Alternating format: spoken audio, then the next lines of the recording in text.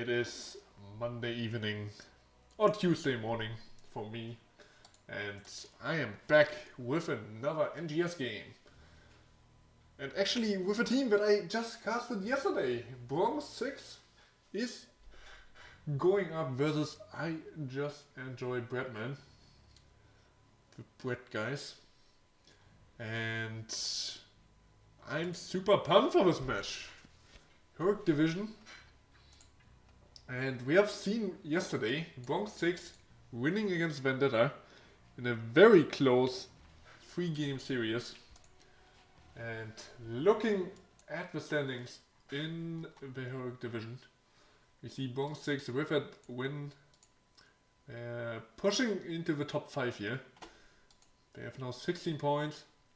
And today they are playing the second place team. I just enjoy Breadman, who still have a match less than Babymakers.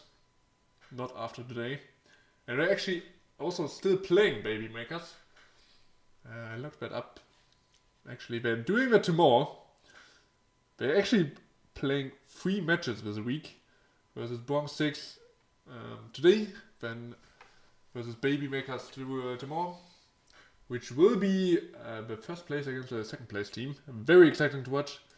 I think Creeper's bot is streaming that, so you should definitely tune in there tomorrow.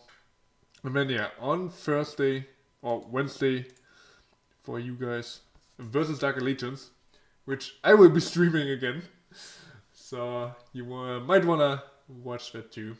But yeah, today Bronze6 versus I just enjoy Breadman. For the Bread guys, it is important that they win this match. With a domination, they could even tie with the Babymakers. And yeah, Bronze6 obviously wants to solidify their playoffs position. You see here the top 8 teams very close together here in the middle of the pack. 14, 16 and 17 points. Very close together, everything here. LTK also still has playoffs hopes. They only have one more match to play, but they're not out yet. Bronze6 only on 9 matches, so they have actually 2 matches still to play, including this one. And the Bread team actually 3 matches. So yeah, they're playing all these games this week, as I said. And yeah, very important match for both of these teams. So we will see how it plays out. Oh wait, I didn't update this one. We are... Wait, what is happening? Why are we going to a different lobby?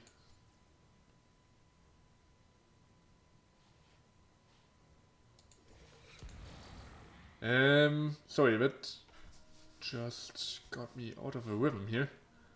People left the lobby I was in. And I have no idea why. But yeah, updating this real quick. There we go. I just enjoyed Breadman, won the coin toss, and they chose first pick, which means Bronze6 gets to choose the map, of course. And they went ahead and banned Infernal Shrines and Cursed Hollow. With that, Bread banned for TI Foundry and Ultra Pass. And then Bronze will take us to Battlefield of Eternity. And yeah, I'm waiting for a lobby. There was a lobby, but everyone left. And now I'm not sure what is happening. So we just have to stay patient.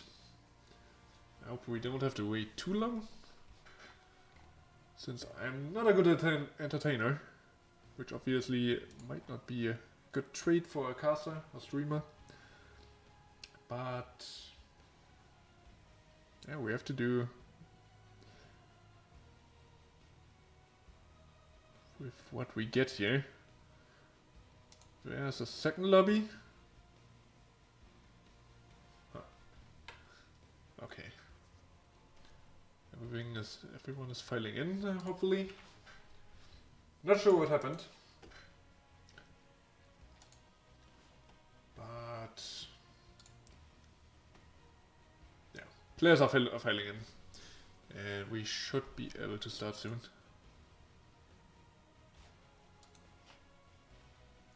Battlefield of Germany. Very small map. With Brexit, the only 2-lane map. Fortunately in the pool.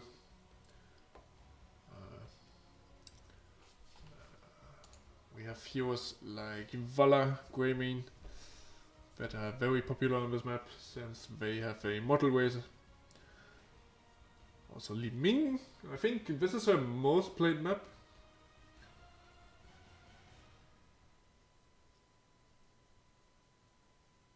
And wait, they lost Danny? Okay, Bronze6 lost the captain again. Or I'm not playing with a captain again. I know that he is in Japan. Since we had a discussion yesterday after the game. And he was actually not playing the first 2 games yesterday, but then joined during the 3rd match. I'm not sure what is going on there in the team. And now it seemed like he would play, but now he isn't in the lobby anymore. And yeah, they're playing with a sub again, it seems like.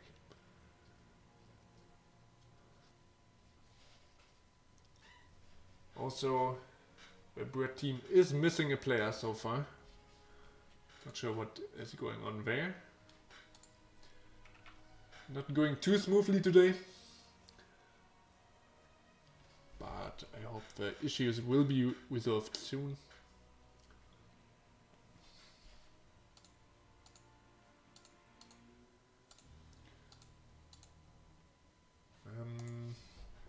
If anything sound-wise is not correct, if I'm too quiet or something, maybe you can tell me, because I changed my sound settings a little bit. So I'm not too sure if if everything is set up correctly. So let me know if anything besides my annoying voice is bothering you. And yeah, one player is apparently, or the one player who's missing on Brett's team is still sleeping apparently. Which is kind of hilarious because it's, I mean, for me it's 2:30 AM. And yeah, even on NA, or for their time, it's 8:30, right? Maybe he just took a nap and didn't put up an alarm. So yeah, not sure what's going on now. If they're going to look for a sub.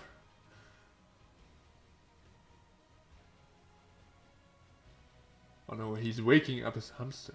Oh wait, okay. His PC hamster. So apparently he is coming now. Not too sure.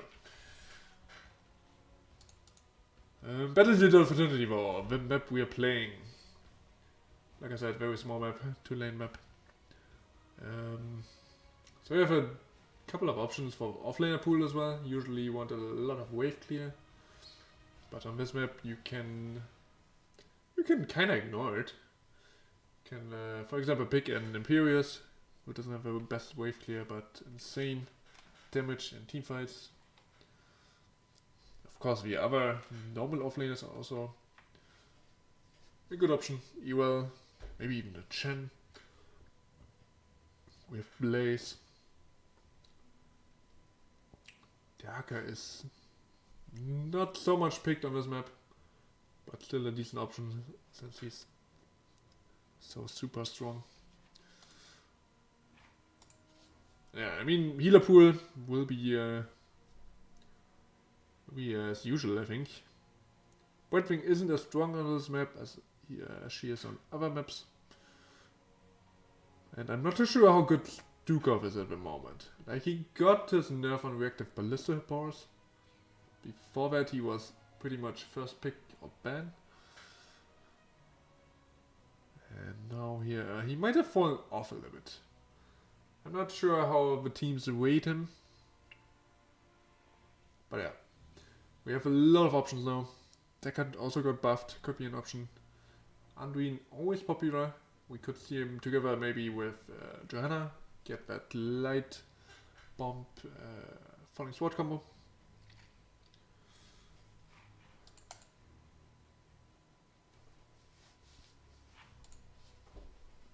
Maybe Lily is coming in as a pocket pick or something. I think I've seen that yesterday in a Division B match where Lily was picked.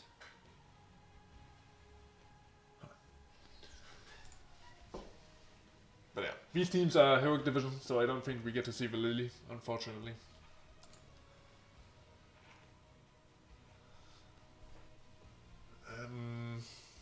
Yeah, like I said, DPS, you want someone who can kill the immortal really quick, usually.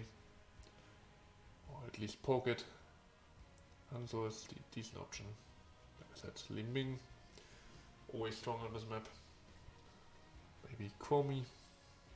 And then of course, Tiger is strong in general. Maybe we get Cassia or Nazeebo. Actually, Nazeebo was completely ignored yesterday. He got his nerf in the last patch, but not sure how hard it hit him actually. But he definitely has fallen off in priority. Even though I still think he is still a decent option. So, what is going on, teams? Are they looking for a sub? I don't wanna entertain chat for 20 minutes or something. Huh. Because I'm running out of topics to talk about. Like I said, not the best entertainer. Maybe chat can help me out here.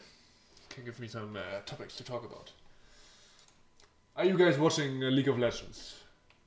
Maybe. The World Championship that is going on right now. Today, the European teams got dumpstered on, or at least one got dumpstered on by the NA team, which is very curious. Usually NA isn't that strong, but this time they actually beat the European teams, which hurt me a lot.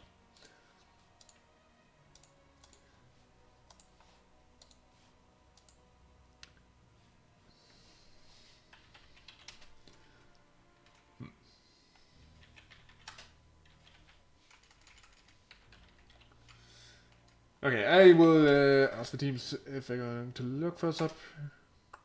Clarify.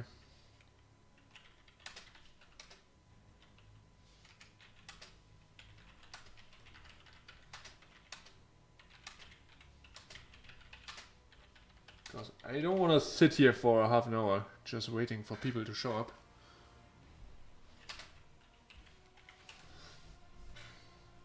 I mean, of course they want to play with a normal 5-man roster, and it would be unfortunate if they can't do that.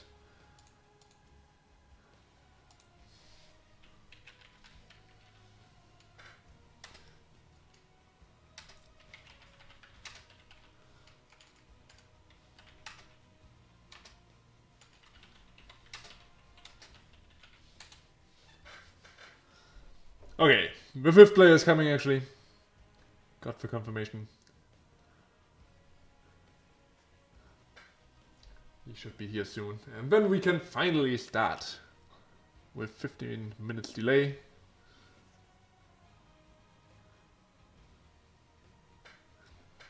But yeah. I mean,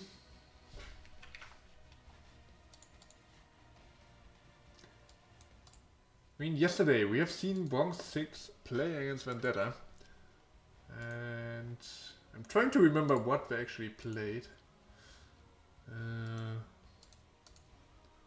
Because I forgot that already. So, pulling out the drafts. We had the first map. They were playing... Rexa, Vala, Li Ming, Johanna, Malfurion and Dragonshire. So they didn't pick Battlefield of Eternity yesterday. They played Sky Foundry, Dragonshire, and Tomb. One of this map is of course banned. But yeah, it's a problem, right? If you can't really compare that draft from another map to this one, maybe. Since you want different heroes, maybe, on Battlefield of Eternity. But maybe Tomb draft is kind of similar to the one on Battlefield. What did they pick there? They had Varian, Lyric. Oh yeah, I remember. They had Jaina take it. And they almost threw the game. That was a very close game on Tomb. 27 minutes. 27 minutes and 33 seconds. Was very intense. Just watching the map, can't imagine how it was doing the game. For the players, I should say. Both teams going back and forth. I hope we get similar matches today. Once we hopefully start.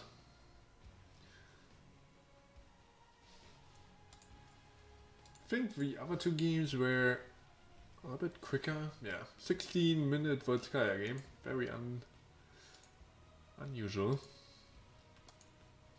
Because Volskaya is usually a late game map. Where it can go to 20 plus minutes. Since the objective is not that strong in the early game. But yeah. I think Vendetta was... Or was it Vendetta? Oh no, it was Bronze6 with a... Wait, I'm confused now. Yeah, it was on Vendetta with Triple Boozer. Right, Rexa, Lyric and Deathwing. And that looked very strong, to be honest. They kind of stumped their opponents in the late game. The Bronze6 team. But unfortunately, of course, they lost on Dragonshire. Where Bronze6 actually had a solid win.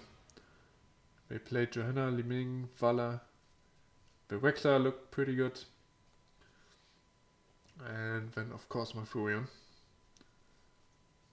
Had a couple of small mistakes overall, but then they pulled it off in the end. The fifth guy, is still not here. His team said he's booting up his PC, but apparently his hamster is really slow. And as I said, he is coming in.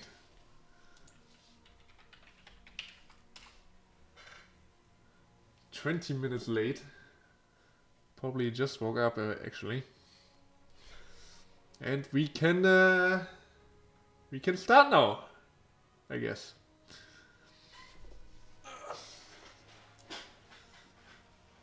My excitement has upped away a little bit.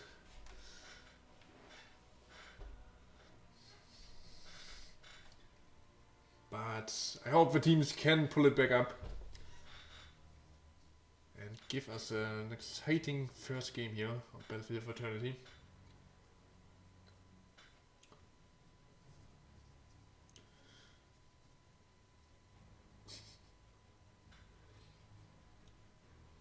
Okay, I just enjoyed Breadman, says there already.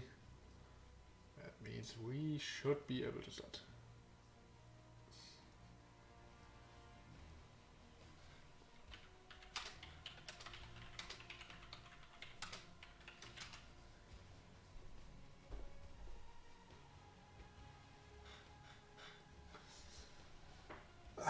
I love to see it, the banter in the team chat. But I don't think it's appropriate for me to repeat that.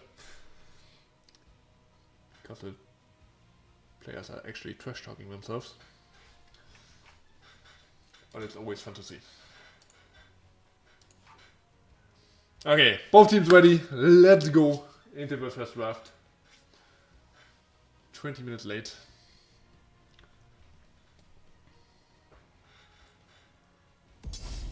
Here we go. Battlefield Eternity, first map. And if someone has come new in the Brett team will have first pick, which means Bronze6 chose a map. Yeah. Wait, no. Brett, I just enjoy Brett team, is probably considered the favorite here. As they're coming in as the number 2 seed here. And with a match less actually. Both teams playing. Well, it's a very important match for both teams. Bronze6 wants to solidify their playoffs position. And Team Brett wants to secure first place. They're not quite there yet actually. They need a domination at 2-0 to actually tie with the first place. But they're still playing the first place team this week. We have a tight schedule. Playing 3 matches this week. Today, of course, Bronze6. Then tomorrow, Baby Makers. Very important for them. And then on Wednesday? I think it's on Wednesday. Wednesday or Thursday. They're playing Dark Allegiance. Tomorrow is getting streamed by Creeper Spot if you want to tune in there. Will be a very hype match, I can tell you. I will watch it as well. And then I will actually stream their match against Dark Allegiance again. Whenever that will be. But now we will focus on this match, on this draft. Medivh was banned by Bronze6. And double healer ban coming out from Team Brett.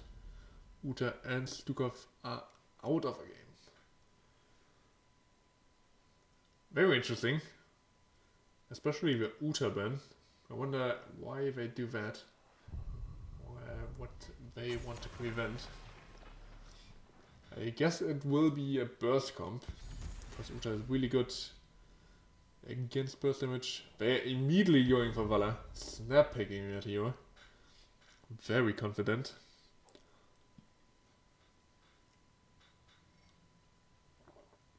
But one hero doesn't make a whole draft. I wonder what they're picking up next. I expect a Maiev from at least one of the teams. Very strong hero at the moment. For now, maybe not on Battlefield. Maybe not on Battlefield. But yeah, for now we're getting Brightwing and Tychus. Like I said, Brightwing still one of the best healers in the game. And Tychus also one of the best DPS. Not the best ways. Not as good as Valor. But his teamfight potential, his siege potential with Odin just makes him overall a strong hero. And don't get me wrong, he still has decent ways. Ooh, and we get the Kawazim from Team Brett together with Anurak. And I wonder if that is going to be a solo heal Kawazim or if they're going for the double healer pick. With the Valor together, I expect a second healer to come in. But they also could just look for the burst. They pick a second damage healer, maybe a Liming coming in there. And then a solid second frontliner. Maybe maybe Chen. And then they just go in and burst any target. So different options for them. And I mean, they banned the Uta and Stukov, two healers who prevent burst damage.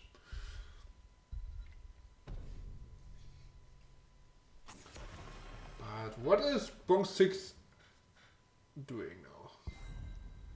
I guess they pick up tank and offlaner now? Maybe Gawash could be an option.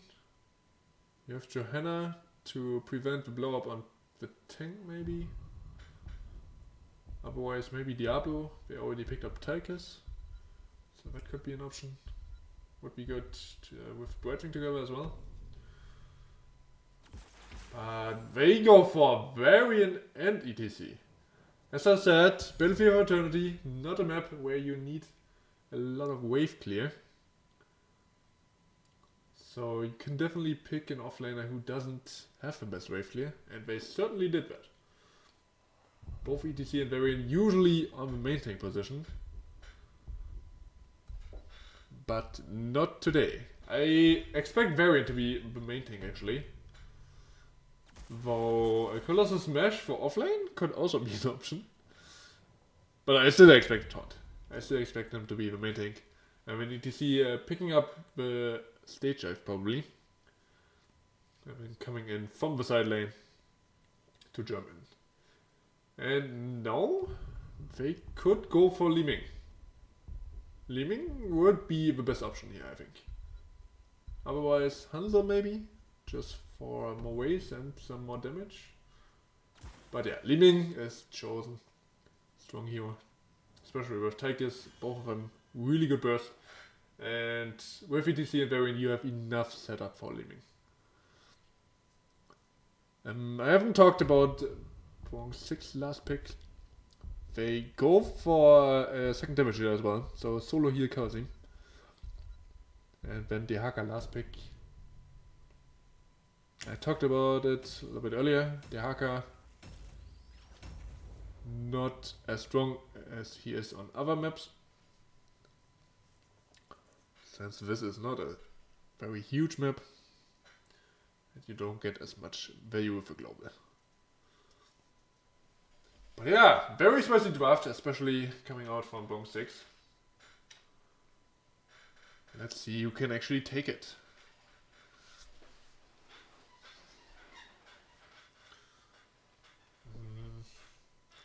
I'm also curious about the Valor build actually. I expect it to be Q build for sure. But I've also seen a couple of players taking auto attack build now. Since it has been buffed, and the other builds are a little bit nerfed since then. But yeah, on Battlefield I still think it should be a Q build. And it's by no means a bad build. Hey Duke, nice to see you. We like the blue team's draft. Yeah, it's definitely not a bad one. Very interesting to see. Oh wait, it's still a little bit far. Wait. Oh. Okay, here we go. That's what I want to do. Okay, we have on the left side Bronze6 playing Varian. Is Ferret. We have Mark on Tychus. Frostybjorn playing the Brightwing. Kira on Li Ming. And as I said, Secret is on ETC and playing the side lane. And on the other side, the second place team. I just enjoy Bradman with Niquil on Underwork. We have Venza on Valor. Kenny playing the Chromie. Hayes on Kawazim. And last but not least, Munda and Zebra on the Dehaka. And looking at talents, we actually get to see the auto attack build. So it is not Q build. Very interesting. Of course, Grenade build, Tychus. Very standard. Actually, the enhanced agility from the Tiaka. Curious on such a small map that you take that. Because you usually don't rotate a lot. Q build also coming up from the Chromie. That will be especially strong when she completes it and then reaches level 18. Getting her level 20. The piercing stance. And it will be a very strong build. And now she's stacking, of course. Kawazim, of course, went for Iron Fist. So no healing Kawazim coming out of him. And yeah, I expected Team Brett to do a little bit better in the early game, but I think they're actually getting out-traded by this Li Ming. They tapped early and now going for this camp actually. Very ballsy call. But yeah, since Varian is not level 4 yet, doesn't have the taunt. kinda hard to play with maybe. But yeah, after that, they might have to struggle. Ooh, Tigers eats a ton of damage. Yeah, without the taunt, you can't really play that. And work going onto the variant. Good polymorph comes out now, which prevents the follow-up stun. Yeah, this Anuba worked. He is living a dangerous life after 4, I think. He needs to be very careful. Top lane gank comes out, but there's no CC. And it's only the CGM they want to actually pick up. I think they only went for the kill in case they got a tongue or something. That didn't happen. And yeah, I like this rotation. Getting the CGMs here. Getting ahead with an XP a little bit, just pushing the opponent's team, not taking the hard him of course. It should be in time. 3 damage dealers on it. Ooh. Zebra. A bit of a trouble here. Ooh, tries to dodge, but what is he doing? He could have just walked back. But he might not have the bow to prevent the ETC channel, so he tried to dodge too much. And then ETC and Li Ming just popped him down. And Kawazim also going in here alone without any backup. Here's Polymorph taunted and Bronze6 looking strong here. We lost with 2 siege camps, but now with the 2 kills, looking really good here. Of course, we have to look about ways. I mean, Red Team's ways will be strong with Valor, of course, even without the Q build. But so far, it's very even. Red Team's Immortal a little bit healthier. Let's see how we're actually gonna play it. ETC still on the side lane. Oh, triple stun from my noob. And it seems blue team is full on defending here. They are going for Valhalla. She gets taunted and slid on. And she's done for. So is Vidihaka once more. Second death for him already. 4 minutes in. And yeah, the CC combo out of Varian and ETC seems to be very successful. That means the blue team is actually getting this immortal. Li Ming and Tigers can easily pick that up, and now can they even go for kills? Nah, they just want to secure the globes. And then the push will start happening. Looking at builds, we see speed metal actually from ETC. Getting a more movement speed for every ability used by him. Very interesting to see. Also Relentless Soldier for attackers to be more safe when the noob looks for some stuns on him. Oh! He's actually walking into a model stun.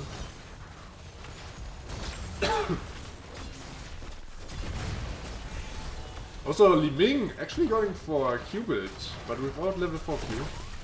Going for the off stat. Very interesting builds here. From both sides.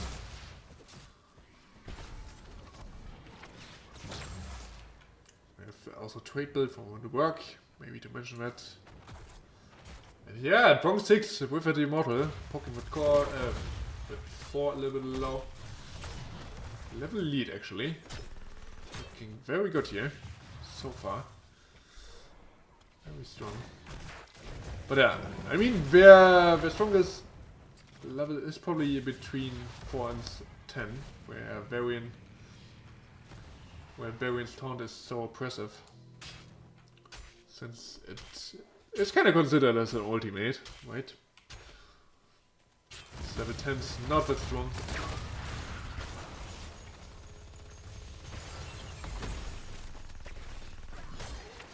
Not much happening here. Red team actually starting the siege champ. Okay, they are level behind.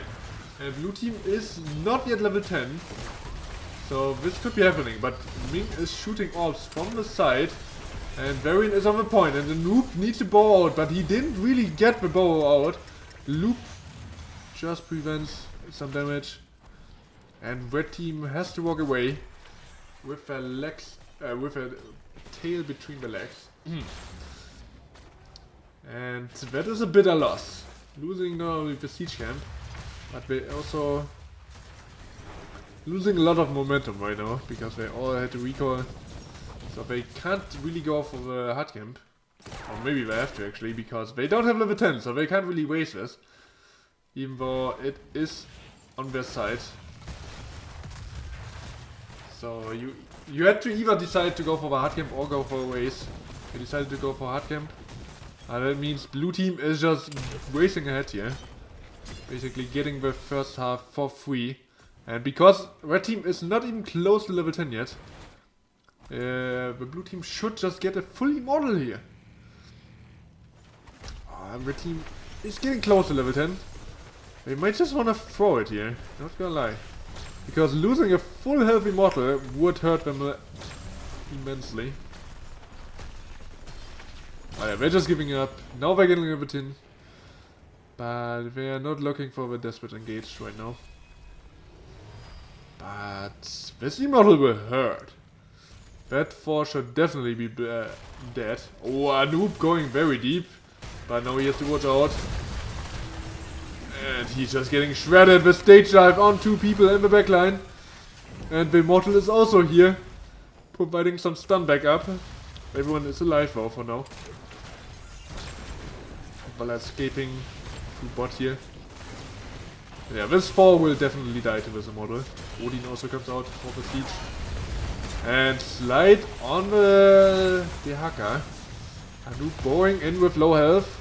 And the team has to retreat once more. We actually have the palm from Kerosene. Just saw that. And like I said, we got to see the stages already. Yeah, this keyboard also dead. Besides that, I don't think they can push for much more. So I didn't get any kills. But yeah. Keyboard opened. So at any point in the late game, or in the later stages of the fight, of a game, they get some kills, they can take this keep down and then maybe even go for core. For now, gank attempt on BTC, stun connects, loop also goes out, but oh, the stage dive is actually cancelled, and they get the kill. Very important that they get a little bit of momentum back here. Varian is on the side, looking for a taunt, but the Haka has the bower, so he could come in at any time. Oof. That palm a little bit too early. Oh, the Haka comes in now, gets the drag on Varian. And oh, he doesn't get anything out besides Cocoon. And now ETC has respawned, and he has the stage dive. They got the Valor, and they're looking for a Kalsim as well. Can't quite close out the kill. But the Haka should die here. He tries to run. Oh no! Kerosene tries to heal once more. But that's not something you should have done with the lower health he had. Li Ming, by the way, going for the glass cannon. Ooh, spicy. But I have to say it. Team Red is getting dumpstered on here. The double tank setup basically from Team Bronze6 looking really strong. And Tigers and Li Ming with the follow-up just burst anyone. And yeah, 10 minutes in, they're looking for the the second model. No wait, they won the first one. Never mind, they looking for the third model. I'm already behind. Okay, they're playing it slow now, picking up a hard game first. Stage F is back up again, so ETC will just take the soak here. He has to be a little bit careful that he doesn't get ginked anymore. Of course, this time I think team would be in time to help him out if he lives long enough. And yeah, blue team pushing in. Oh, Varian playing a little bit with fire there, but red team not wanting to engage that. Ooh, Kenny eating a full Q from Li Ming, and that hurts. With Q build, if all 3 fuse hit. That will deal a lot of damage. Yeah, our team doesn't... Seems like they don't know what to do here. They're just getting pressured in, getting poked down, and Palm comes out, but Chromie in the backline just gets killed from ETC alone. Was low, of course, early on. And now the Haka once again in trouble. He bought in. Oh, big stand from a noob. But it's not enough to secure kills, or is it? Venza on the side actually getting DTC. And it's a 1-for-1 trade. But blue team secures the Immortal. And oh, Willy Ming once again snipes the Kawazim away. And with that kill and a full shield Immortal, that could be aim, let's be honest. We're looking for more kills here, I like that. Zebra doesn't realize that he might be in trouble here. Oh, Li Ming wasn't there for the taunt, but yeah, Yaka can't escape this. And they might not push for the end. They could though. But Immortal will shred the top 4. And they could just divide the attention of the red team now. Also, the kill on the Haka makes it very awkward for the red team. Yeah, they're going for core. 5-man push here. Or 4-man push. ETC, of course, has a respawn. He has stage dive up. So he could just go in. And yeah, this is a 4v5. Palm comes out, hits the Kawazim himself. Loop hits ETC, but they're just defending. They just want to keep the heroes from the core. Oh, stage dive very deep. Isolation comes out, hits the ETC. But there's not enough follow-up damage. But Tychus also gets dragged in. Gets CC'd by everyone. But his 30 armor, Relentless Soldier, is enough to keep him alive.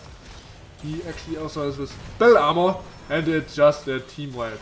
Tychus actually went down in the end. But it's 3 kills for 1. Oh, actually, Chromie sniping one more. But Immortal now has arrived. So has the wave. And Chromie is the sole survivor for Team Red.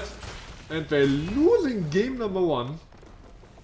Coming into this match as the favorite, I would say. And then just getting murdered. On Battlefield of Eternity. By a Bronze6 looking mighty strong.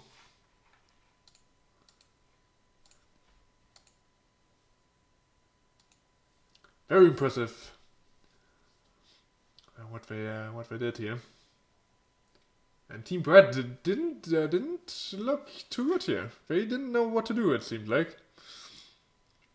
They really didn't want to pull the engagers usually. They got the DC on the sideline once or twice. But besides that, they really looked indecisive. And very scared. 15 to 4 kills in a 40-minute game. So more kills per minute. Tigers with the most damage here for the blue team. Actually, Chromie with the most damage overall. But that was not enough to go through the double front line and the Brightwing, of course. Yeah, picking up the Kawazim actually hurt a lot, I think. He didn't really know what to do because he just went in, and when Li Ming combos from the side, he had to be careful of ETC slides, taunts for Varian. So might not have been the best pick for Team Brad. Also, I will show you the talents once more. Like I said, full Q build from Li Ming, besides level 4 maybe. Actually, like, Force Armor is not the Q damage talent. That would actually be the Teleport talent. Because you get 10% more damage on your Q every time you blink, I believe.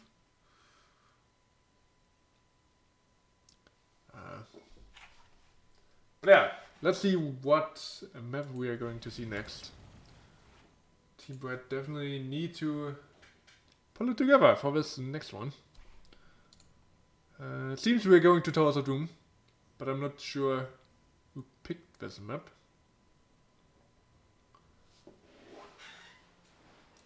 Since Team Brad, of course, has the choice what we're taking, if it's going to be first pick or map pick.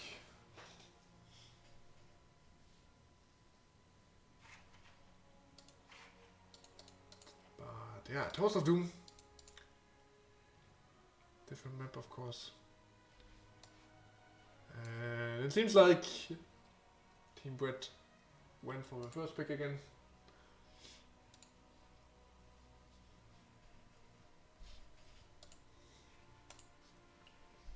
Means, of course, Bronze6 took the map here.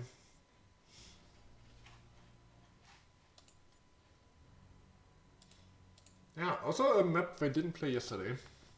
A little bit curious. But they didn't go for Dragonshire or Tomb like yesterday when they beat Vendetta. Back Heroes. They won both maps then.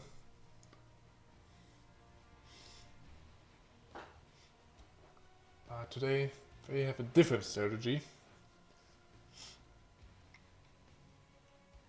And so far it is working out, definitely. Winning that first map very confidently. And now looking to close off the series. A 2-0 would be very benefiting for them. Would actually get them very close to the second place of Team Brett themselves. Yeah, they have 16 points.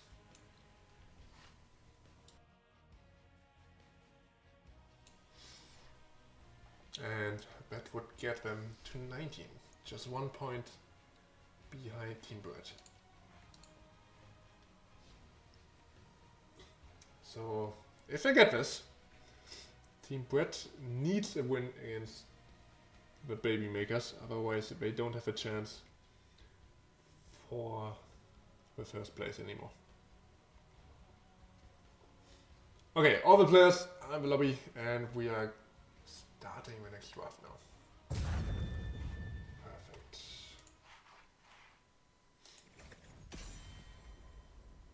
I actually hope for a little bit more excitement in this match.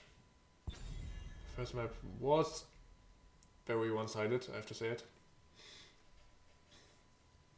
So I have to hope for a little bit more back and forth here. Even if that means both teams are not playing perfectly.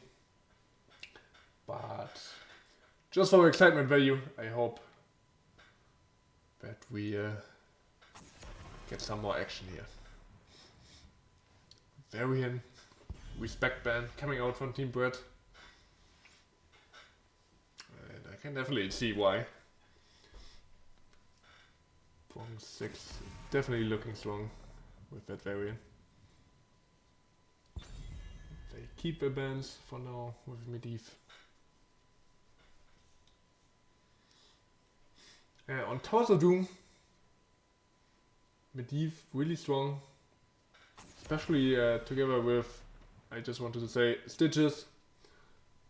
That could have definitely been a potential pick. Very strong here on this map. But it is out of the game.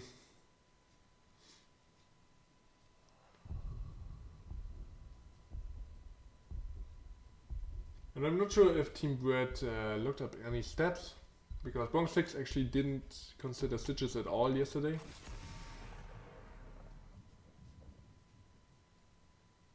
I'm not sure if they even play it. But yeah, Stukov banned against, and Kenny picks up the Junkrat. Definitely a strong pick. Usually you see it banned. And it can be really annoying to play against on Towers of Doom. Very obnoxious hero. You know what? We can actually start a prediction maybe too. Totally forgot about that yesterday.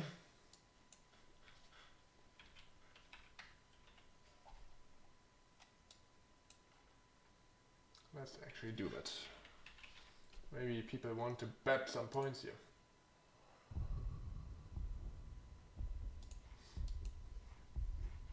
Minutes, maybe a little bit long. But yeah, focusing back on the draft, we got the Valor and the Malfurion from Bronze6.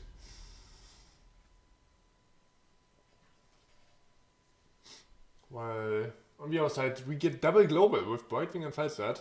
Very interesting to see. Which could mean they're playing more for top and mid lane than for bot lane, which is the normal focus for most teams.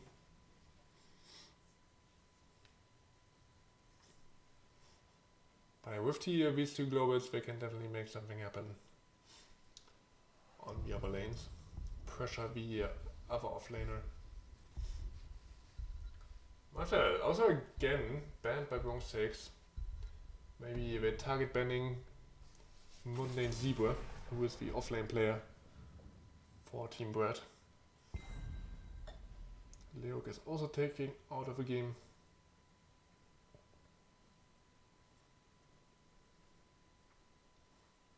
And are they going for ETC again? I don't think so. So this map, wave clear is very important. I could see a Hogger potentially. Maybe a Zool even. But no. Oh, okay. A Sanya. Very interesting pick. And I wonder which build she's going. If she is going for Leap or the Warf instead. Diablo comes out from Team Brad. I mean, there's a potential Tiger still in the air. So they can't really pick that away because they already got the damage stealers. And yeah, they pick up very well. Well, they can't really pressure the Sonya, but if she gets help from Falset and Whitewing, they could definitely look for the kill there. But Diablo, very interesting. Wonder if we get to see the Tigers now.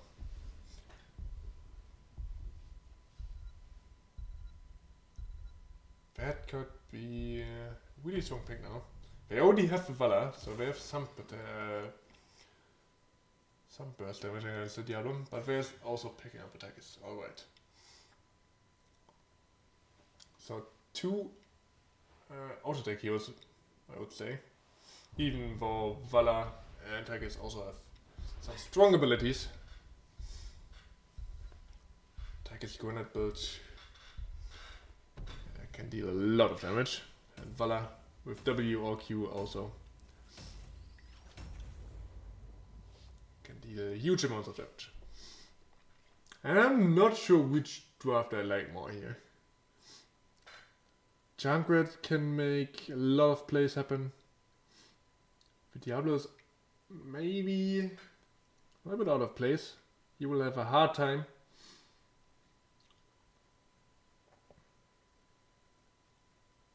But yeah, Brightwing is there to help him out, of course, every time he might get in trouble. They will also have Gust, of course. That might even be a winning condition in the later stages. When they get level 20, the Wind Tunnel. And the well overall is a strong pick anyway. On the other side, of course, Tyke's Valor. That's once again a lot of damage for Bronze6. And yeah, here we go. Second map. Let's see if Bronze6 can close it out. We have Frosty Wind on Malfurion, Secret on Sonya, Ferret playing by Johanna. Valor is being played by Kira and Mark on the Tigers. And then, of course, on the other side, Team I Just Enjoy Brett looking to save their honor. Trying not to go down 2-0 here. With Hayes on Brightwing, Vendor playing Falset, Kenny on Junkrat, Niquel on Diablo, and the well is being played by Munaziba. Oh. Weird W by Diablo. Looking at builds, auto-take builds by Falset actually. Has fallen out a little bit, got nerfed, and Q builds has risen in popularity. So I'm a little bit astounded that they didn't pick that up. But yeah, you see immediately fights start bullying the Sonya. They are definitely going to look at her the whole time. While bot lane will just play it safe.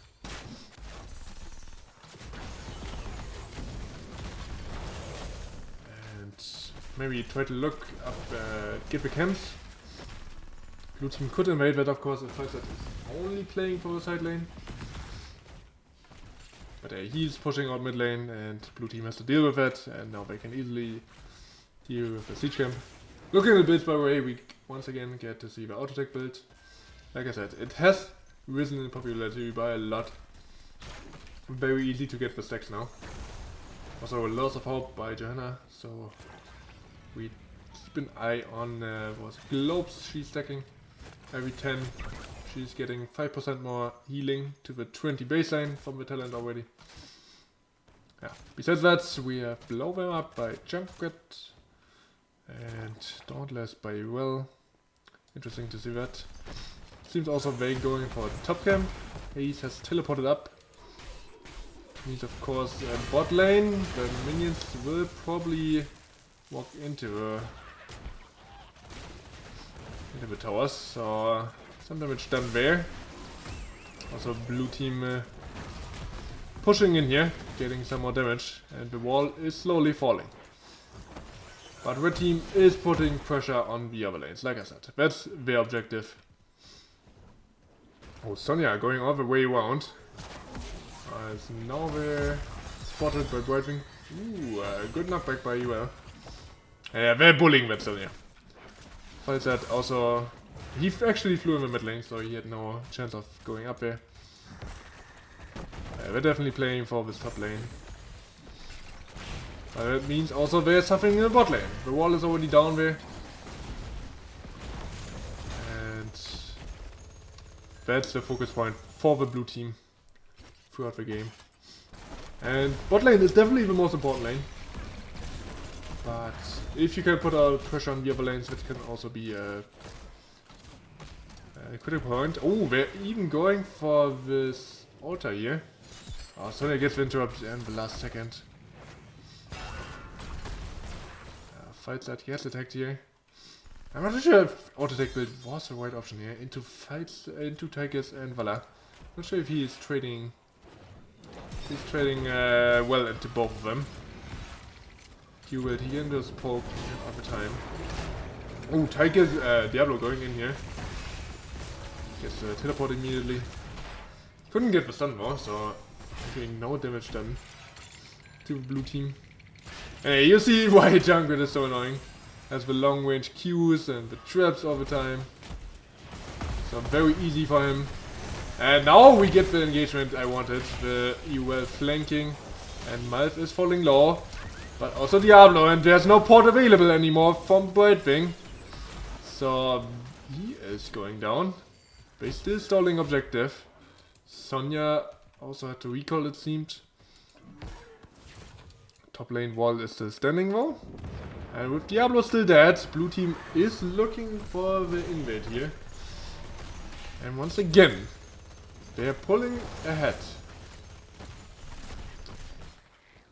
These invades will hurt, and bot lane is already not looking too healthy. If red team can't defend these pumpkins going in, this will be the full wall and some damage done to the tower as well. That hurts. Because now the blue team can also pick up this camp, and if they push that in, this tower is basically dead. And that's not something you want this early on in the game. So they need to make sure they defend that. Maybe even pull the UL down there. Have fights out on the offlane for now. But they don't seem to do that. So yeah, defending here will be tough. Especially because Diablo can't really step up. Like, he has a hard time if he can't find the stuns. They're mostly playing only as a free man here in the bot lane. So these pumpkins once again will be pushed in. And that will be the tower going down almost. Junkrat pushes them once more away, but you see this. Tower is so low now. I think blue team could just stay here, to be honest. They also could just look for pushing further. UL is on the way now though. So the window has closed. Has that on the side lane. Here's the global, of course. And red team is looking for damage here. Tigers once again gets flipped, but it's Diablo who's in trouble, or should I say it is Junkrat who's in trouble. The Vala just auto-taking her away. Now she gets flipped by Diablo, but she can escape. I was even looking for a channel meanwhile. Odin coming out, and level 10 is here by the way. Leap comes out on the side lane. Kiwa gets the wing, or the Junkrat into face, and Sonya goes down first, but so does Diablo. He respawns shortly though. But now Vala is unleashed with Diablo down. Actually, she's pushing too far, and in the end it's just a 2-for-2 trade. And with Diablo respawning, this will be interesting. But Ewell is kinda low, and she walks into the woods. Oh no! Yikes! Big yikes there for the Ewell. And this fight is not over. Ladies and gentlemen, the Globals come in. Tychus, or not Tychus, but Malv gets auto-attacked to death by Falstad, who also eats the spear into the face.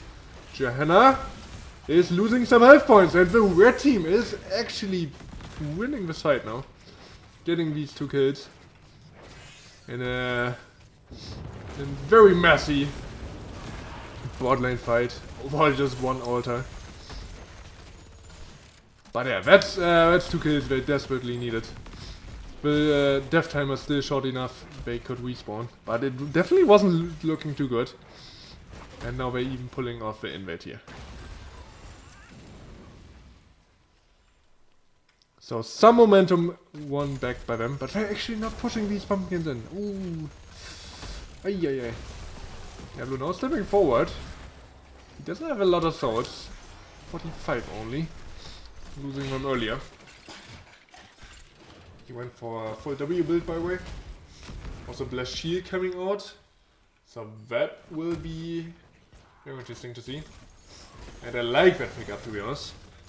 But Diablo has to be very careful, or anyone out of position. You could see it almost. Not with Whitewing in close by. But with Vala and Tychus, especially later on, if Vala gets Manticore, Diablo will have even a harder time stepping up. When you have Leap, of course. So a lot of engaged tools for Bronze6. On your side, you of course you have Apocalypse. And now Sonya gets attacked. She leaps out though. Fights that on the chase, but he can't quite secure the kill. Oh, Blessed Shield used very early on, but there was no damage follow-up. Ah, a bit too early by Ferret. Had to maybe wait for his team to arrive, since Sonya already had to pull out. Now 2 Lure altars spawning in the top lane. They should just get traded. Bot lane. Pumpkins walk in. Sonya not in time to prevent that. And we have an even game here. 28 to 28. Both teams almost totally even in XP. Oh, red team maybe a little bit too late here in the rotation. They will lose their bot tower. So they also, blue team needs to make sure they're running out now, because Johanna is not here. But red team is not pulling the trigger yet. Oh, no, wait, what? That was a very weird Apocalypse. Leap comes out and fights that actually in this 5 vs 4, gets murdered. Now Whitewing too far out, gets blast shielded as Johanna arrives. And it's a disaster for Team Brett. Losing 2 free heroes. He will use her ult already. Not sure where that was pulled. But that was very sloppy by them. And also well punished by Bronze6. Not sure what NyQuil was thinking about with it, Apocalypse. And then also Falstad just got murdered by the Leap. Not respecting the Sonya at all. And now we are looking for a team. Oh, Johanna! That was a well played by Team Brett, and they're looking for a knife as well. And I don't think he has any way getting out of there. And just as I wanted to say, just as I wanted to praise Team Bronze6 for how they played, and criticize Team Bread for their sloppy plays here, they're turning it back around, and we have an open game once again. Level 16 to level 16. Alter was converted again. Sonya working over top lane now. Big wave for her. You were walking up there. Also fights that. And Diablo. So they're definitely looking to get the Sonya. And not sure if she is getting out there anytime soon. She's leaping, but Diablo is there. And there's the flip. And the kill. Good pickup by Team Bread. That's a 40-second death timer now. And with the ult coming up now, they could definitely look for more. Ooh. I was splitting my attention on the rest of the map. There was a potential engage here, not gonna lie. If Ewell was there, or even without Ewell, they could have definitely pulled the trigger there. Then now they have the upper hand here in the top lane. Camp was picked up, and we fight that there. And Sonya is still dead. That should be a converted 4. They just need to make sure they hold the bot lane without losing anyone or anything. Falstad is flying, but Sonya is also on the flank. So he needs to make sure he isn't getting leaped on. As I said, exactly that happens. What happens here in the bot lane? Johanna is getting attacked, and NyQuil losing his life, but he still has his trade up, or he still has his souls. No, he loses his souls, that's what I wanted to say. Yeah. And Diablo once again coming in, but without souls and Apocalypse. It's hard for him to do. 3 altars are spawning here. Let's see what the red team is doing. Oh, Vala could have been picked up if Diablo was around here. Very risky rotation without vision there. Gets attacked here by Ewell and Whitewing, and I think that should be a kill. Yes. Like I said, very risky rotation by them. Or by her. And now they might lose their own altar. They're trying to push in here. But Team Bread just zoning very well. They also picked up their own altar, of course. Oh, leap on the Ewell. Oh, she gets her ult out, and the gust also comes out. Ah, that's a lot of ult use just for Ewell, who was looking very deep there. A bit out of position. She almost got punished for that.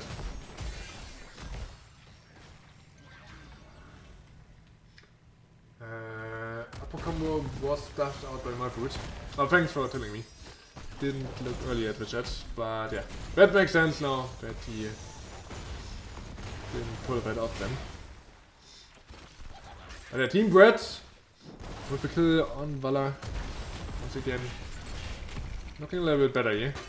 They also got 10 shots, of course, because they picked up this altar and this one, so the kill points definitely in their favor now.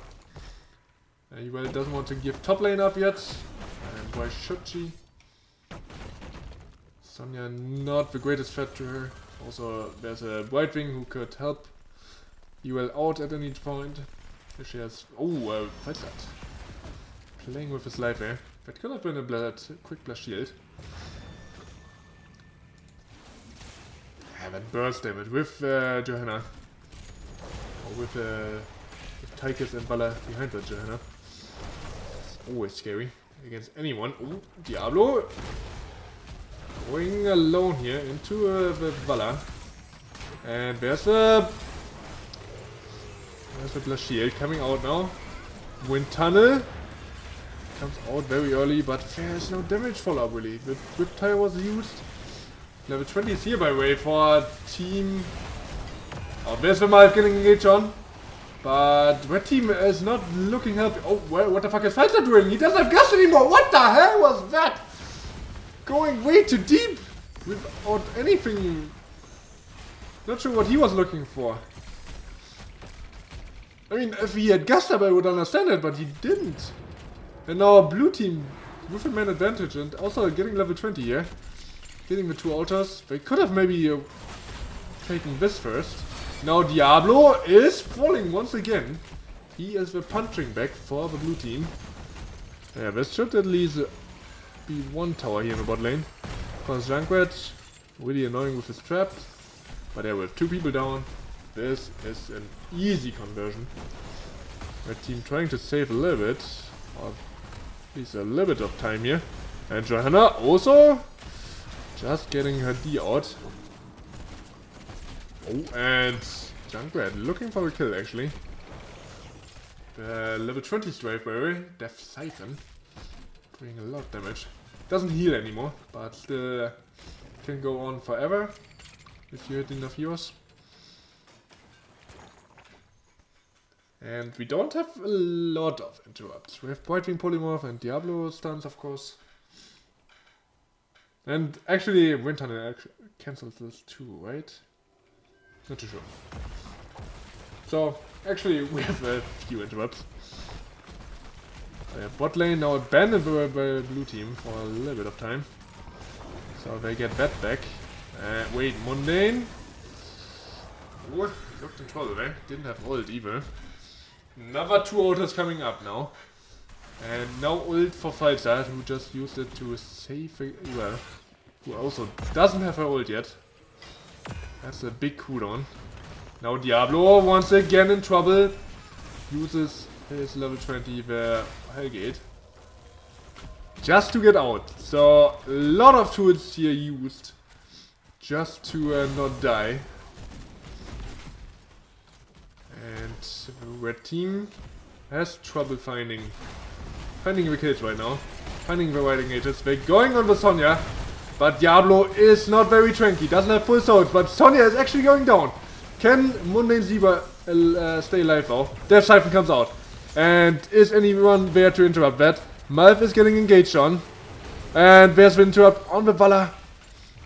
Oh, Kenny got interrupted with his Riptide, I think. Or used it on Tychus, I'm not too sure. And now he gets murdered by the Tychus! Oh my god, the Gust just to save him. And now the Tychus needs to be careful. Gets killed by Brightwing actually, not the Falstad. Flash shield just out of cooldown. Oh, off cooldown. And they're looking for that flip. He doesn't have double flip, but they're running the Johanna down. That's a good kill for them. And once more, Team Brett in a very scrappy game number 2, which I actually hope for, is pulling it off. They lost their altars, but with these kills on Tychus and Johanna, they convert the mid bell tower. And maybe they can even go for bot lane. UL respawns. And this bot lane tower, of course, the most important one, since 2 camps are running there. Next one will be top lane. Only 1 camp there, but still important. And it seems blue team wants to defend here in bot lane. But they are playing with a life there. Joanna not back up yet. And you see, well, is jumping over. Tychus is there. I guess red team is just looking for camp here. They should get that without any problem. And are they pressuring this camp in now? That's the important part. Johanna is now here. And he well went back to mid lane, so red team needs to be careful about being engaged on. Johanna is looking for Blast Shield. She finds it on Kenny. And there's the Gust. Saving the Junkrat. Blast Shield. Malf ult. Tranquility. And oh, Zebra is in the top lane. And that's 5 shots. And also 5 shots on the right side. Blue team doesn't care about that. They just going for bot tower. But that means Falstad and Ewell can solo the boss. And it's lethal. You have to remember, 10 shots. Diablo just wants to cancel that blue team is going top. But he dies for that. Wind Tunnel is not yet up. Sonya is almost there. If she can get there, that will be very important. She gets knocked off at this game. Oh my god. Blue team realizing too late that boss would be game. And Team Brett in a heartbreaking game number 2. Pull it back together. Get the tie in the series. In a back and forth game number 2. And I'm very happy to say we are going for game number 3 here.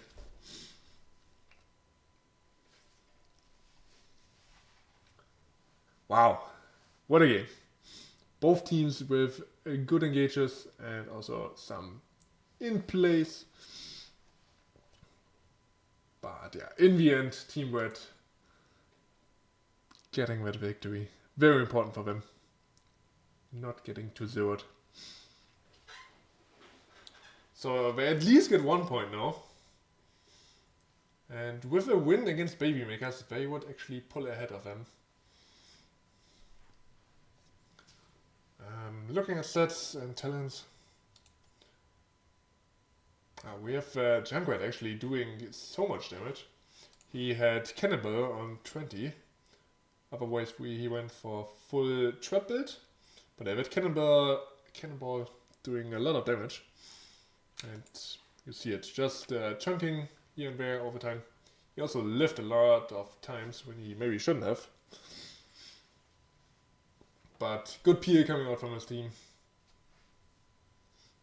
Venza with his gust, saving his teammate a lot. He didn't have a lot of damage, but he was just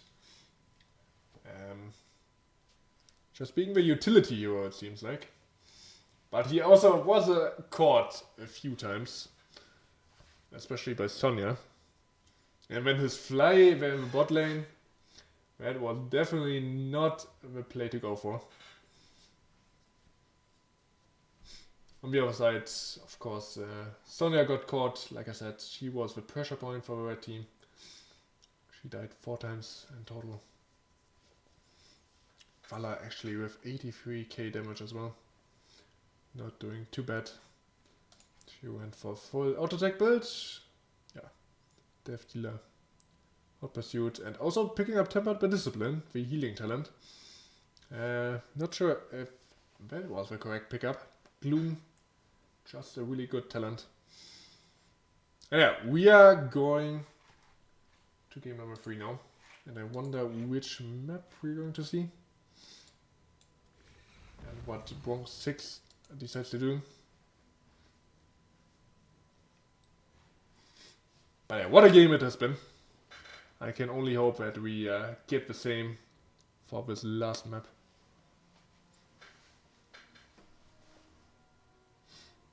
And what a finish by Team Brett as well. Like realizing quickly that they can get 2 altars in the top lane, getting the 5 shots, and then immediately going for boss with only 2 heroes. And just in time, before the blue team arrived in full force, they pulled out the victor, or they got the point and won the game. Otherwise, I think it's game for Bronze6 because they got the Diablo already in bot lane, and they would probably get at least a few kills on the point because Team Brett would probably suicide for that somehow, and then they could probably just start converting all the bell towers. But yeah, next map is coming out. And it is Dragonshire.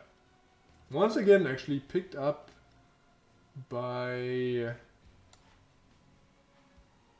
No, not once again picked up by Bronze6, what I wanted to say. But actually picked up by Team Brett.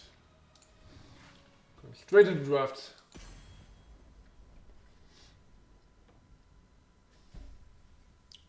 Let's go.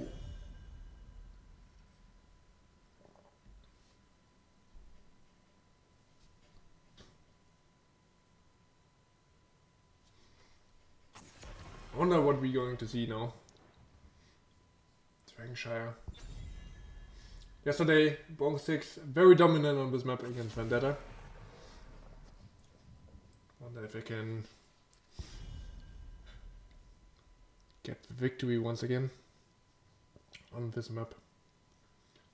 Or Team Red have a solid strategy plan since they picked this map. They at least should have. But Bronze6 also a very common map, often played. So both teams should be prepared. And there's the respect band from Bronze6, Junkrat, Kenny, really doing a good job on the hero.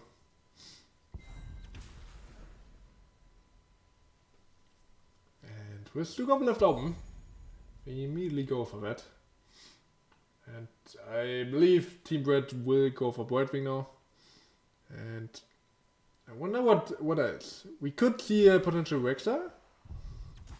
But no, it's Tigers. Okay, we're going for the Bronze6 strategy now.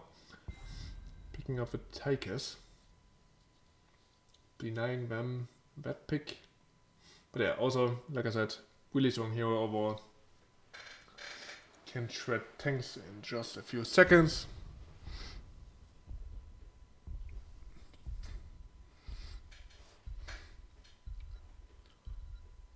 But what are we going to see from Bronze6? Oh, wow. Cassia and a Nuburak. That has to be the bot lane, right? They just wanna bully the bot lane. Play for the push there. Otherwise, the Cassia pick doesn't make much sense. They will probably pick up a strong mid laner now. Or maybe a good hero who can double rotate from the off lane. Lyric could be a choice. Otherwise, like I said, Rexar should at least see a ban or a pick. So far, completely ignored. We have the Haka up. This is one of the strongest maps. Yeah, there's the Rexar together with Chromie. Kenny already showed us that he can play that hero on game number 1, even though they lost it. On game number 1? In game number 1. Yeah. It's getting late. Or should I say early? Almost 4 AM here. So I guess it's early. Last 2 picks from Bronze6, and they once again going for their double tank strategy. But this is a different map. This is Dragonshire.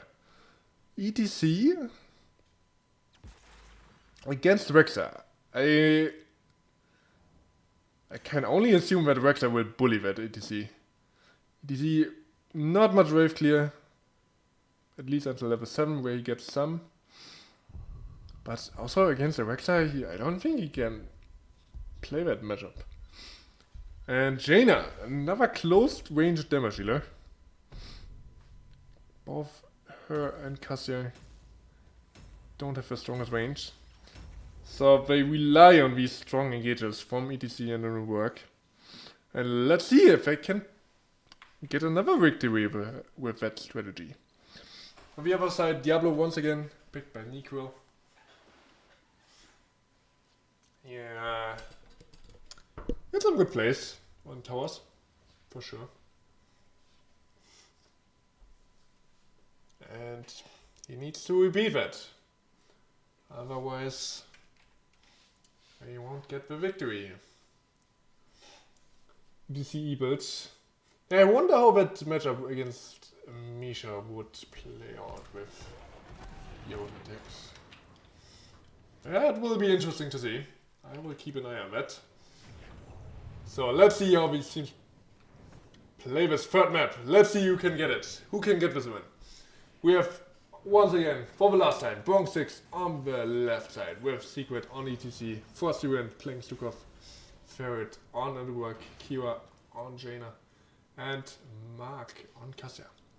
And then on the other side, team I Just Enjoy Breadman with Haze on Brightwing, Venza for the first time on Tigers. We have Nequil on Diablo, Munda and Zebra on the Rexar. And who am I missing? Kenny, of course, on Chromie.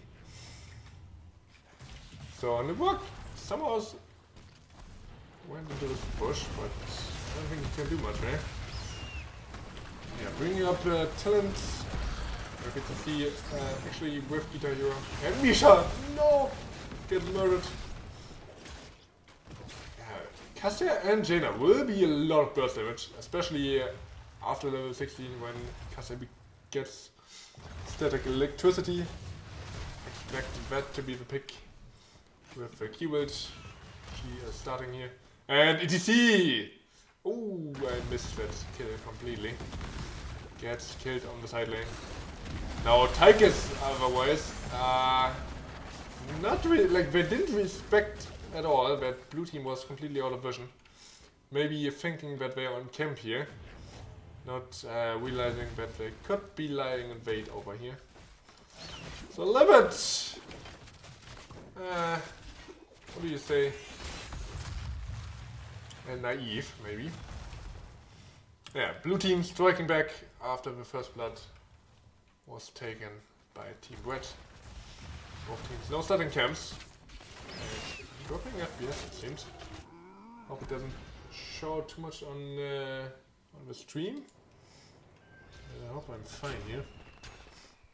But yeah, Red team actually going for hard camp as well. And they're definitely playing for top lane. But that gives blue team a lot of time in bot lane, where they just bully the Chromie a little bit, who can't do too much. Now the EDC gets polymorphed, and is first done by, oh no, he escaped with 100 HP points. But yeah, now blue team going for bot camp. It's a race between these two teams. And I think the blue team is favored in this race. I mean, I have to deal with the siege camp still. My team is already pushing the top lane. Oh, this is interesting to see now. Blue team answering with Jaina to get at least the hard camp out of the picture. And ETC going for a slide, but he is in trouble now, and that's a second kill on him. And that's with top 4 also going down, and with Jaina here, blue team doesn't have enough damage to raise the bottom 4. They're only starting now to hit that. And red team, of course, is going for the defense now. White Wing is pulled back and blue team is very deep in. We have Cassia taken down, and now they are in a very strong position, keeping this bot 4 alive, getting the top 4, bullying the ETC, even getting him killed twice. He picked up Crowd Surfer on level 4, maybe expecting not to hit his Qs. Oh no, Anuburak, hello? You don't wanna... Tiger is actually getting that kill. Yeah, going into 4 people there, maybe not the best choice for a solo ET Anuburak. And red team, of course, now looking for this Dragon Knight. ATC wants to interrupt, maybe. And now, a good Crowd Surfer to escape. But yeah, Dragon Knight picked up by Tychus. And red team is pulling farther and farther ahead now. Tanking actually both towers. Not hitting them either. So hitting a lot of damage. Oh, Diablo. He doesn't see or didn't see the Stukov. Oh, he's also walking into 4 people now. Writing teleport should come in now. And they might want to turn this around.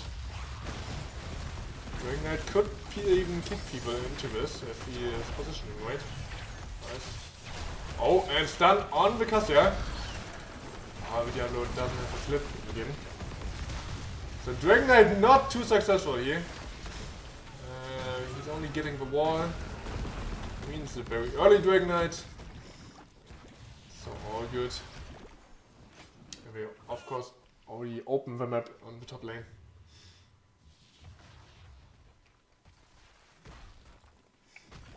And the game continues in favor of Team Red.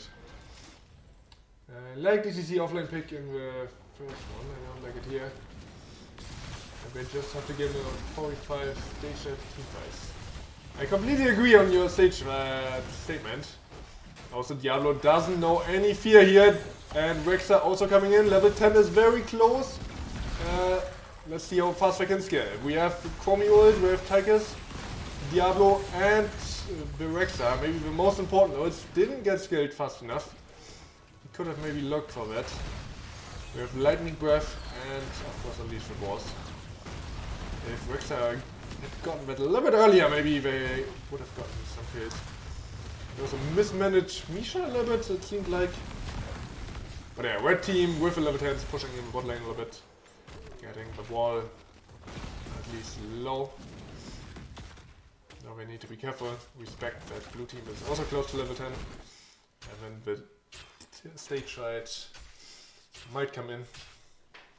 So yeah, a lot will depend on the stage dives and the macro from both teams. If I can find any picks. So far, red team definitely doing a better job.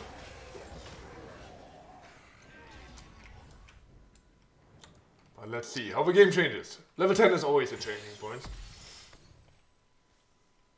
White thing just freezing here a little bit. Can't really step out. Doesn't want to be in trouble. Tigers is relatively safe. They have a White Wing to teleport on him. And maybe they're looking for instant Dragon Knight here. They're getting both shrines. And White Wing could definitely step up here, in my opinion. They saw 3 or 4 people even on bot lane. Now they do for certain. White Wing was concerned with the Diablo man, but I don't think he was in any trouble. Blue team doesn't have the same damage on Diablo as they did in the last game when they had Tigers and Valor. Don't get me wrong, Caster and Valor also good damage, but you have Soul Shield on Diablo, you have W build, so if you survive the first burst, you should be safe. But now there's the stage dive, and Diablo is in some trouble. I don't think the White Wing has Z yet. The wing comes out, didn't even see that it was picked yet. And Diablo has a hard time walking away. Stays alive for a long time though, but in the end he falls. Rexa, on the other side, is pushing with another hard cam though. Getting that key ball, just ignores the bot fights here completely. And that gives level 13. Diablo also comes back. We have to remember he had souls. No, he doesn't anymore. And this could be a potential good fight for red team now. Because Rexa will definitely come in here into the bot lane. And the blue team has to respond to other lanes. Rexa now goes in the mid lane. If they channel this here, ETC walking to top lane, but I don't think he is quick enough. Yeah, Rexa will just get another Dragon Knight. So the kill on Diablo not enough to turn it around for blue team yet. Of course, it's an important kill because Diablo is definitely not as tanky as he was. Let's see what they can get with the Dragon Knight. It seems mid 4 will fall for sure. And now with rotation coming in, we will see some bot pressure as well. But yeah, Team Bread looking very strong here so far. Only problem is now stage F is back up. So I think blue team will look for a fight here. Especially with Diablo still not that tanky. Dragon Knight is down. Is ETC coming? He uses a slide early, so I don't think they will actually look for that. And red team only loses Misha again. Oh no. By the way, we have some quests here in the game. We have Hunter Gatherer almost completed, and then Master Assassin. More attack speed by Tigers. Let's see if he completes that. Usually people just pick it from passive, because you can't really complete it in a competitive game. But yeah, maybe he can do it. He has already 3 stacks on it. Blue team sneaks the hard cam in. Red team not aware they were doing that, or maybe not willing to take the fight. But also blue team not too confident in pushing in here. Rexa on the side lane could come in here. I mean, he could pull the trigger at any point.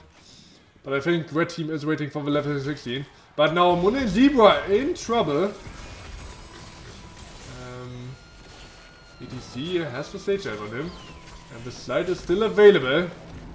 And they not out of a fight, and I think he should go down easily. Cocoon also comes out. Can we get Diablo? No. Noob even Bowers out. Very concerned there. Bot lane, we have a siege camp. Almost getting the fort. And yeah, that was an important pick for Team Bronze6. Rexa, not realizing the rotation was coming in, was playing very aggressive in mid lane. And with that, the red Team Red, can't really capitalize on the level 16 advantage. Let's see if how they play it. Stage up is on cooldown, but you can still take this 4v4, of course. Even if you're a talent behind. Maybe we shouldn't go. Not too sure if the red team is aware that stage up is down. But they're playing it very aggressive. Now Rexa is back on the map, but top lane pressure is real. And stage dive is off cooldown now. So I think Bronze6 with a definite advantage right now. Even though they lost 2 forts so far. They could even go for Dragon Knight now. We have some mid pressure.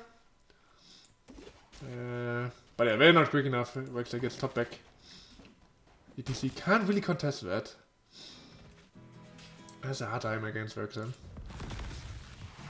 Blue team not capitalizing on their man advantage now. They could easily go for this 4 and even dive. Finally they're doing it. I mean, they're not doing it. Oh, Tychus with a big grenade. Didn't go for tag. Oh, Diablo actually going in here. Not sure what he's thinking. Escapes the wing though. And in the mid lane we have ETC getting bullied by the Rexa. So he can't get his stage dive off.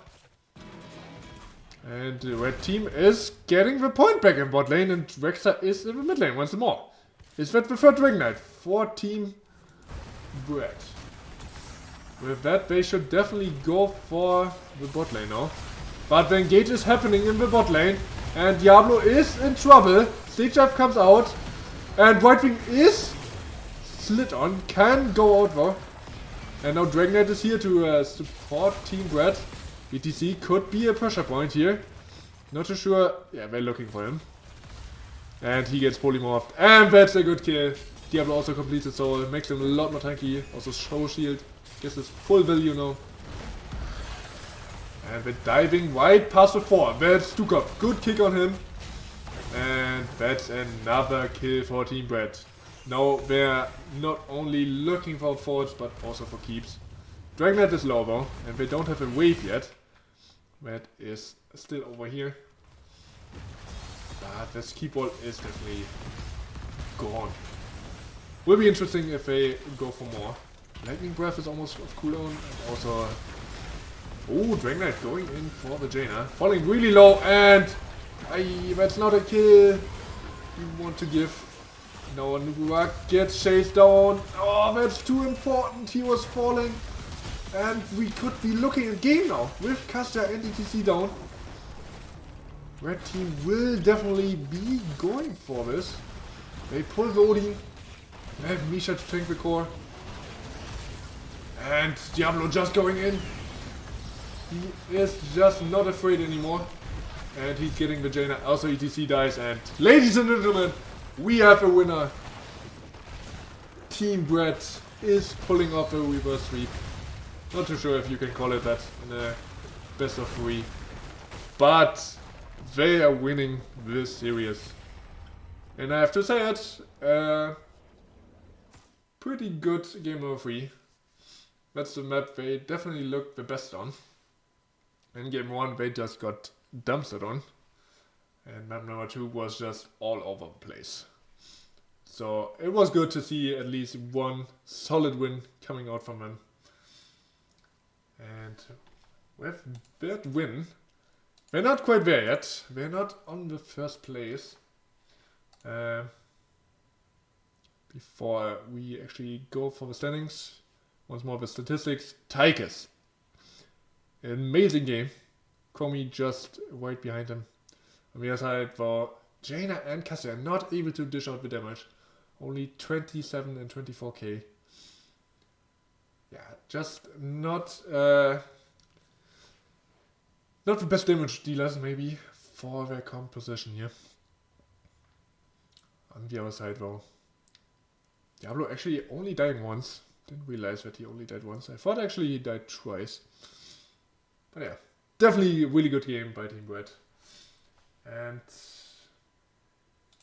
yeah, with that win, they are closing in on the Baby Makers, getting to 22 points. Just 1 point behind the Baby Makers. Bronze6 getting 1, tying with Archon and Happy Cloud on the third to fifth place. So for now, I think they're staying there. But yeah, with the games now being done, also we can maybe look for an interview with the winning team. Let me message the captain.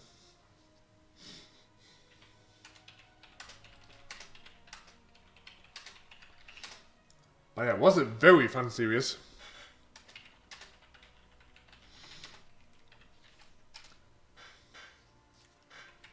And I have to say, I enjoyed it a lot.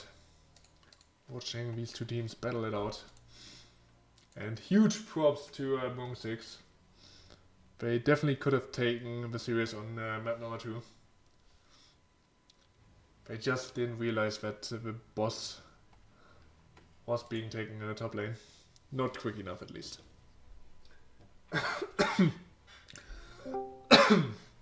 And now we are being joined by the tank player, no, the offlane player of Team Red. Oh my god.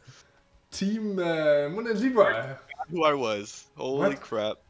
No, it's okay. I get it. It's fine. You're just not that important, I have to say. Yeah, congratulations! How do you feel after that win? Fucking awful, bro. That was the worst series I think we've ever played. I literally have no clue how we won game 2.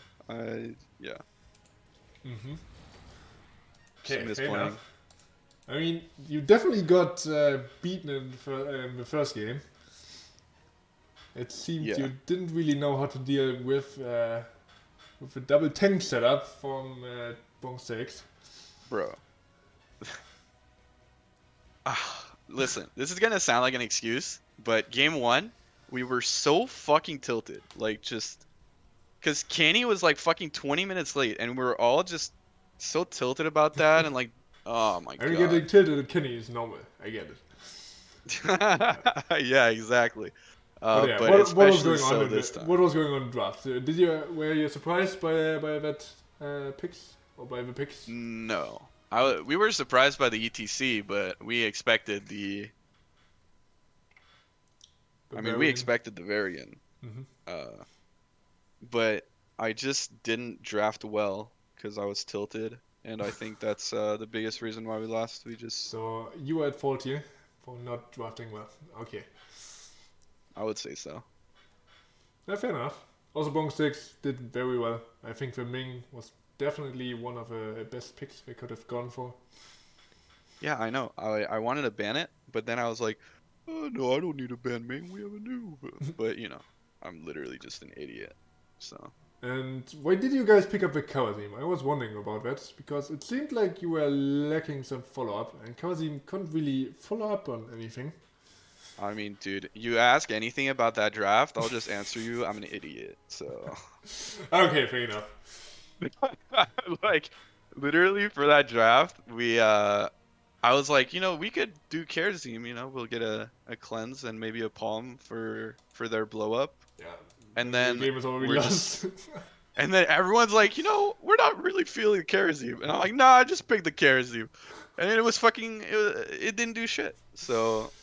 Like, Hayes is an amazing Kerzim, but when he's not able to do anything with it, it just means that the draft... Is he as good as Dante? I don't think anyone's as good as Dante, dude. Okay. For some explanation, I Moon and Zebra and I casted a game on Heroes Launch, actually, where we saw a player named Dante playing Kawazim, and he was fucking amazing. Yeah, it was...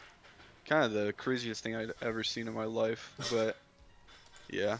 I think solo support carries team is a lot different, and I think Yeah, Hayes plays for sure. that way better. Okay, so you're saying he's not as good as Dante? Did I Okay. get it right? Yeah, dude. Okay. The consensus, he's less good than Dante. Okay, just to clarify. Then moving on, Toss of Doom. That was a map, I guess. What was I going mean, on? like, we outplayed them macro, and then we lost every fight because we played like shit and we're all over the place, and we're still tilted from game one. So, Uh, yeah. I would agree, actually. I mean, they also Thank didn't you. play too bad, I think. Like, they put on pressure on bot lane, which what they should do with a draft. No, yeah, they did what they needed to do, which is put pressure on bot with their comp. But yeah, I mean they had to answer to our top side a little more than they did, I would say. I mean, if they're winning bot lane, they Yeah, deserved. but they didn't really do much because we had enough wave clear for it. Yeah, sometimes. I mean, they got the bot tower, they just couldn't hold it because they lost heroes here and there. So, I mean, you got the picks that you wanted in Sonya. That was very important. But it was a back and forth, I have to say. At least from my perspective. You had some very interesting plays, by the way. Or not you in particular, but your team. Like Are you five trying to emphasize the int there, or are you being not sarcastic? I mean, for example, Falstad flying in without having gust up, like into four people. That was very Yeah, interesting. man, you wanted to go for the flank. Okay, we thought that Sonya was still top. Ah, alright, because that was. He just got leaped on and yeah, he died. He got leaped on a lot, I have to say. Yeah, but you know, That's what happens, I guess. Spencer has to die a few times every series. So he was just getting that out of the way so that game three we could just win. He also had some good gust to save Kenny, because Kenny was also almost ending. Yep. But yeah, he saved him twice, I think. Yeah, a few times. I mean, like that's that's just Gust. Yeah, that's what it's supposed to be. Yep. So nothing much to say about that, I guess.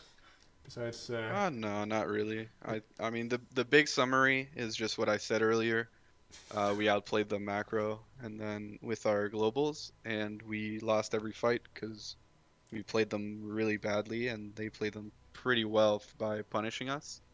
And then we were still tilted from game one. okay, but you still won that, especially with that boss play. It was amazing, I have to say. Oh Like, yeah, you like that one? yeah, for sure. I mean, realizing that Nice. you can get the two towers and then the boss. Yeah, yeah, like literally, we saw the towers respawning, but they were going hard on bot, so it was literally just pretty obvious to me. Just, play safe, use Gust to live, and we'll just win the game. Yeah, And, it was a that's really what good call. happened. Was also very decisive, I should say. That was a very quick decision by you guys. Yeah, I'm kind of a genius. Not to Yeah, not brag. too sure if I agree with that, but okay. Oh, okay, okay. Classic It German. was a good play. Not gonna lie. And yeah, moving on to Dragonshire. What do you have to say about that? They pulled out the ETC offlane again. What do you think about Um, just take the Hawk, bro. Like what? That's what I have to say about that ETC pick is just take the Haka, please, next time. Um, um, but yeah, I mean, I banned the Imperius because every time they play Shire, they just pick Imperius, that? Really? and even though they lose, I just want to put them, I out of their mean, they didn't comfort do zone. that on yesterday. I mean, you watched that. Wait, really? They played Shire? Yes. Yeah. Hmm. Oh, wait. Was Whatever, it? dude. Yeah. It doesn't matter. Um, maybe they stopped doing that, but Because it's getting yeah, banned every time, maybe. yeah, maybe. It was just something that I noticed. So I just decided to ban it. Wasn't sure what else to ban. And then they just gave us like a comp that Diablo was amazing into, so we were just like, sick. Let's just rip it again. Yeah, that was, I think, your best map in the series. Yeah, I mean, that was the kind of play that we're supposed to be doing. Is the way that I think we look at it, because we don't expect ourselves to play bad fights and int and stuff like that. So I mean, you entered once. Mid lane. yeah, but it's too many times. Wait, what? What'd you say? You entered once in mid lane. Yeah, yeah. You want to say that to my face? Yeah. Oh, You had okay. entered there. Which It could one? have. Which one? Yeah, I don't remember it. It was like, I don't remember the exact minute. Oh, It you was said past bot the. lane and now you're No, saying mid mid lane. lane? It was. I always said mid What are you lane. what are you saying right now? You entered the mid lane. Okay, I didn't. I never yeah, said I bot lane. did. I did kind of int there. Um, No, you yeah, it wanna was blame just your I team? blame my team. Late callouts. Okay, not watching minimap. Fair enough. But yeah, overall, just a good macro by you guys, I think. And also, VTC Yeah. was not able to deal with your Rexa, of course. Which doesn't have to do much with skill, just with a matchup, I guess. Yeah, I mean, that's kind of why I was like, the Haka would have been better, because like he has better wave clear, and then you And he can has actually global. maybe kill bear past 13 when ETC has like never any shot of killing bear ever. And he also has a global. Yeah, before 10. True. But yeah, when I've... Yeah, I don't know. Do you want to anything... Do you want to add anything, I mean? No. Okay, then I don't have any questions anymore. All right. Yeah, you're playing Baby Makers tomorrow. What Yeah, do you feel about that match? that's a question. You said you had no more. Yeah, I mean about the game. Sorry. Hmm. I mean, easy clap probably. Oh, okay. After this series today, you think it's an easy clip tomorrow? Yeah, yeah, you're right. You're right. You're Okay. right. Quick 2-0 in their favor. Completely. Yeah, fair enough. I respect that. Baby Maker's definitely going as the favorite after today. Oh, okay. Thank you. No. Yeah, definitely. I mean, you're right. If we play like we did today against Baby Makers, we're just gonna get fucking shit on, and it's not even gonna be close. So we just gotta. I think honestly, I kind of just want to forget about this match. It Oh, was really right. bad. But yeah, you have a tight schedule this week, so you actually have to perform. Yep. And maybe take this match as a warm up for the rest of the week. Yeah. I think it was a solid wake up call. And we're lucky to be able to pull it through, I would say, because Maybe I think we also, had no real business winning since that game too. since you're But talking about a wake up call, maybe you should wake up Kenny next time on time. ah, dude, exactly. Actually, wait, is Kenny listening to this? Because I'm not sure. that's. He is Uh, probably. Yeah. and then his fucking PC takes like 20 million years to. Jeez, dude. He should have It's nutty. maybe started his PC before he went to sleep. Yeah, yeah, maybe. Maybe it overheats when he's sleeping. I don't know. But yeah, that's it for me. If you have anything else to add or any shoutouts, go ahead. I already said no to that. Okay, and no shoutouts to Kenny, maybe. All right, have a good night, big guy. Or a good day, Okay. I guess, for you. It's early morning. What do you mean? Hello? What? Chat, it's just me and you, okay? He can't hear this. This guy, biggest poser ever. Listen, Wait, what? he is literally hard stuck D1. Okay? So, just saying. True. Yeah, your voice is lagging again. I'm lagging again, but it's not possible. Um, Like, I'm not even dropping frames on my PC. I don't know if your chat can hear you. Wait, let me turn on Like this. you are, like you're fine, but. Yo. Okay, I will just end the interview then if he can't hear me anymore. And yeah, with that, I will message him that he is supposed to have a good night or something. I don't know. I'm not socializing a lot, so I don't even know what to say. But yeah, with that, I will end the stream. I thank you guys for watching. Maybe we can wait someone if there are other games being streamed right now. Let me check it real quick. We have actually on the main channel an ACA, Anti-Clone Association versus Wild Heart Omega. So I will send you over there if it works. Yesterday I had some trouble with waiting. But yeah, now it works, I think. So have fun over there.